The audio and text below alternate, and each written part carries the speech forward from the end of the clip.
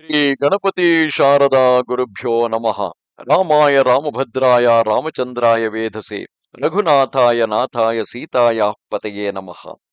Welcome to all for this session on Ramayana to chapter 13 under Uttara Kanda, in which we will going to know about Ravana's crimes. Sometime later, the Lord of the worlds sent Nidra, Kumbhakarna, in the form of overpowering sleep, and Kumbhakarna said to his brother who was present, O king, sleep holds me in thrall, prepare a refuge for me. Therefore the king selected two artisans like unto Vishwakarma, who constructed a splendid dwelling for Kumbhakarna, a league in expanse and two in length, which was exceedingly sumptuous and secluded. On every side it was decorated with columns of crystal encrusted with gold. The stairways were made of emerald, with rows of small bells hanging from the carved ivory galleries, the floors being of diamond and crystal.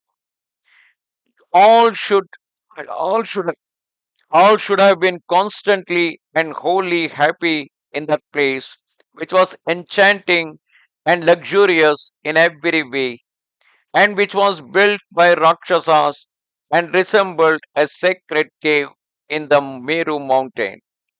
It was there, overcome by slumber, that the mighty Kumbhakarna rested innumerable years without waking, while his brother, the mighty Kumbhakarna, overcome by Nidra, slept for thousands of years without waking. The Shanana of unbridled passions harassed the Devas, Rishis, Yakshas, and Gandharvas and overran their beautiful parks and groves like a madman, laying them to waste. And that Rakshasa churned up the rivers like an elephant disporting itself, agitating the trees like a violent tempest, and striking the hills as if by lightning. Hearing of Dashagriva's exploits, the virtuous lord of wealth, reflecting that he was his own brother, that is, Ravana is the own brother of Kubera or Vaishwanara, for the honor of his race and desirous of manifesting fraternal affection, sent a messenger to Lanka in Dashagriva's interest. Then the messenger, entering the city, approached Vibhishana, who received him with honor and inquired concerning his visit. After asking about the welfare of Dhanada and his kinsfolk, Vibhishana brought him to Dashanana in the assembly hall where he was resting. Beholding the king blazing in his own effulgence, the messenger said, Hail to you, O king! And having paid obeisance with these words, stood silent a while.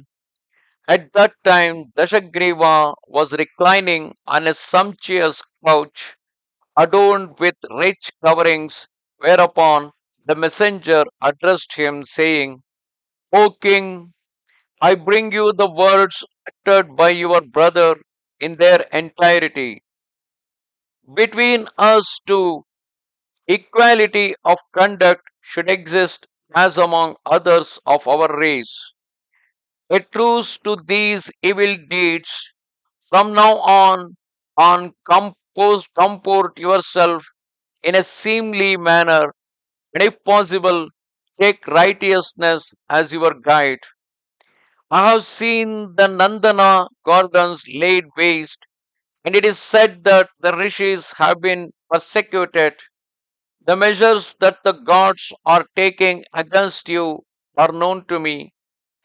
I have been disregarded by you on countless occasions, but even if a youthful person err, he should be protected by his relatives. Having repaired to the Hemavat plateau to practice dharma, and subjugate my senses. I forced myself to undergo penance in order to gratify the Lord Mahadeva. There I beheld the divine God accompanied by Uma, and a glance from my left eye fell on the goddess. Who is this woman? I asked myself, desiring this knowledge, and for no other reason, for Rudrani had assumed an unparalleled form.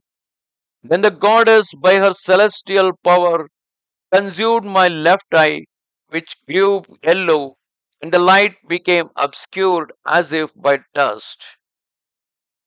Thereupon I repaired to another vast mountain plateau and remained there 800 years observing silence.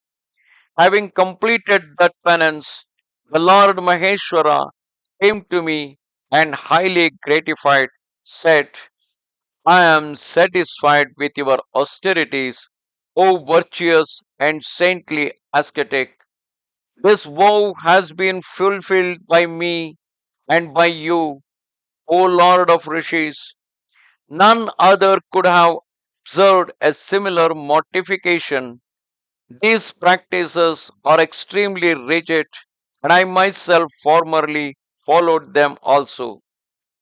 Grant me your friendship, therefore, O sinless one. You have conquered me, and your penance has been fruitful. As the goddess whose form you did look upon, burnt up your left eye, turning it yellow, you shall be named Ekakshipli, Ekakshipingali, Ekakshipingali. Having thus contracted a friendship with Shankara, I took leave of him, and on my return learnt of your evil conduct. Abandon this impious courses. Abandon this impious course that will bring dishonor on our race. The gods with the hosts of rishis are considering how they may destroy you. Hearing these words from the person who was sent by Dhanada, Dashagriva, his eyes red with anger, clenching his fists and teeth, answered him thus: O messenger, I knew that you were about what you are about to utter. Neither are you my brother, nor is he who sent you. Means neither the person who was sent nor the Kubera himself been considered as a brother by Ravana. For the Lord of Wealth is not speaking in my interest. That fool forces me to share his friendship with Maheshwara. This speech of yours is intolerable. I have borne it till now, and he is my elder brother, and as such, it is not fitting that I should slay him. Now, hearing your address, this is my resolve. By the strength of my arms, I shall conquer the three worlds. Solely on his account, I shall dispatch the four guardians of the world to the region of Yama. Having spoken thus, the Lord of Lanka, Ravana, slew the messenger with a single stroke of his sword and gave him the wicked Rakshasas to devour. Thereafter, ascending his chariot amid acclamations, in his eagerness to subdue the three worlds, he set out to seek the Lord of Wealth. Thus come to the end, chapter 13 of Uttara Kanda in Ramayana. Namaste Sharade Devi, Kashmira Puravasini, Twamaham Prarthage Nityam, Vidya Danancha Dehime. Goodbye.